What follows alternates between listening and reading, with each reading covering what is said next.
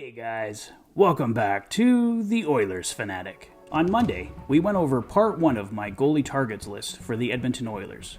If you haven't seen part 1 yet, you'll find a link to it in the description video below and at the end of this video. For this series, I've selected 10 goaltenders that the Oilers could target to bolster their goaltending tandem. Let's continue with the next 5 names on my list. Chris Driedger of the Seattle Kraken. Driedger is signed for the next 3 years at a $3.5 million cap hit. He currently has a record of 0-1-0, a goals against average of 3.43, and a save percentage of .833. With only 1 game to his credit so far, it's hard to paint an accurate picture, but the Kraken obviously targeted him for his strong performance over the past few years. However, when they targeted him, they had no idea they would also be signing Philip Grubauer. It's certainly not a problem having 2 strong goaltenders, but Driedger may prove to be an unnecessary extra cost for the Kraken. They could look to move him for a cheaper backup for Grubauer, who is likely to get the majority of the starts for the Kraken. They have Joey Daccord coming in the American Hockey League, who could be a possible replacement. Based on their numbers over the past few years, Driedger has been the superior goaltender and would be an upgrade on Koskinen, although Koskinen is off to a strong start this season. With his 3-year contract, Driedger would obviously be seen as an investment by the Oilers, likely running in a tandem with Smith next season, and then Stuart Skinner or Ilya Konovalov in the years to follow.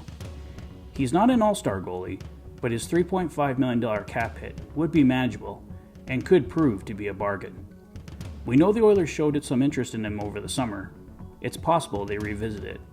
John Gibson of the Anaheim Ducks. Gibson is signed for the next 6 years at a $6.4 million cap hit.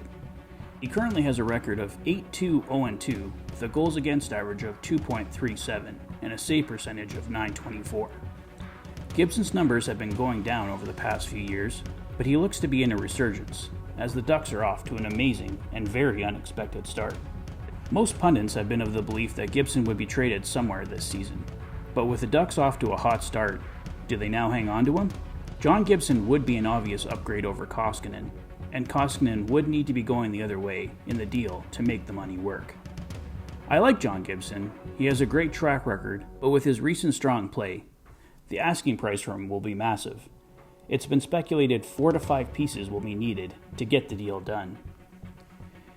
Gibson could solve a lot of problems for the Oilers, but is he worth the asking cost?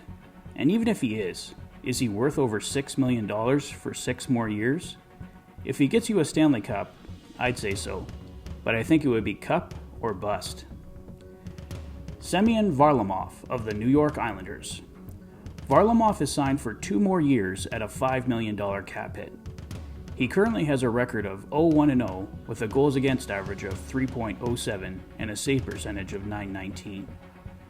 Varlamov has battled injuries so far this season, but his numbers for the past few seasons have been solid, and he remains a top goaltender. He is 33, but only has 2 years remaining on his contract, so the Oilers wouldn't be making a huge commitment. His $5 million salary would pose some challenges though. Varlamov would also be an upgrade on Koskinen, provided his injury status is back to normal. Koskinen would also need to move in this deal to make the money work. But with Smith's health already in question, acquiring another injured goaltender would likely be ill-advised. With the emergence of Ilya Sorokin, I think there's a chance Varlamov could be made available, but the Islanders could stand pat too, and just enjoy the rewards of having 2 elite goaltenders. Alexandar Georgiev of the New York Rangers. Georgiev's contract expires at year's end. He signed to a $2.4 million cap hit. He currently has a record of 4-2-1 with a goals against average of 3.77 and a save percentage of .870. Georgiev was the subject of trade rumors during the summer, but obviously nothing has come to pass.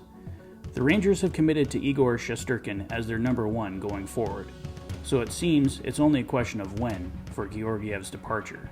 He wants a chance to be a number 1 somewhere. With his recent numbers, Georgiev is not a clear upgrade on Mikko Koskinen.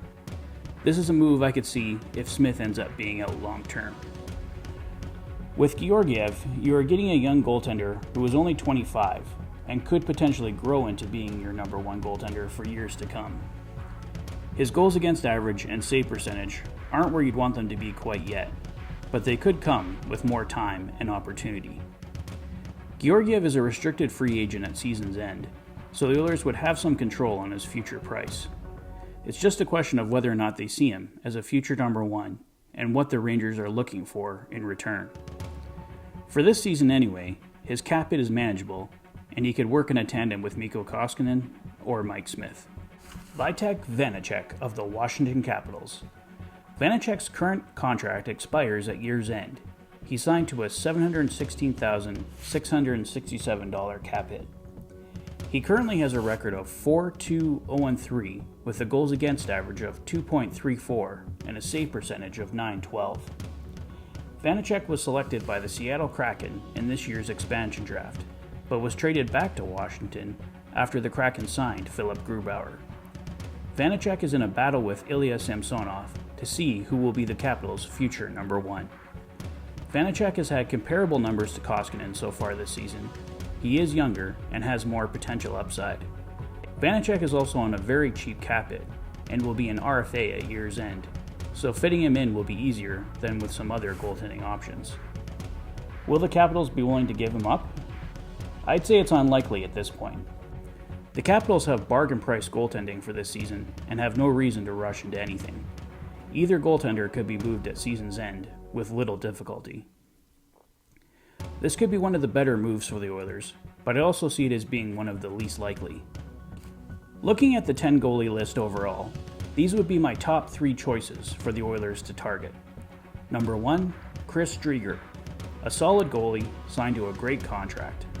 Number 2, Thomas Greiss. A solid goalie would be good in a tandem, and he's on an expiring contract. Number 3, Anton KHUDOBIN. A solid goalie on a short deal and not a high cap hit.